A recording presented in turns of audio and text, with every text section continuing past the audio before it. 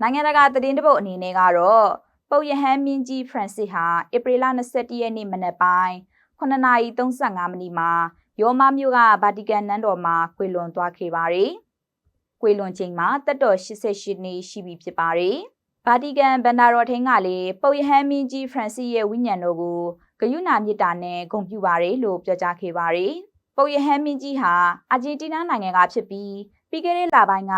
ဆေးရုံတက်ကုသမှုခံယူခဲ့ပြီးတဲ့နောက်ဗာတီကန်နန်းတော်မှာ2လလောက်နားနေဖို့ဆရာဝန်တွေကအကြံပြုထားခဲ့ပြီးနောက်ကွေလွန်သွားခဲ့တာပါ။သူဟာအဆုတ်ရောင်နမိုးနီးယားရောဂါဖြစ်ခဲ့ပြီးအရေးပေါ်အခြေအနေ2ကြိမ်ကြုံတွေ့ခဲ့ရတယ်လို့သတင်းတွေကဆိုပါတယ်။သူဟာကက်သလစ်သာသနာခေါင်းဆောင်အဖြစ်တာဝန်ယူထားတာ12နှစ်အထိရှိလာချိန်မှာပဲအခုလိုကွေလွန်သွားခဲ့တာပါရှင်။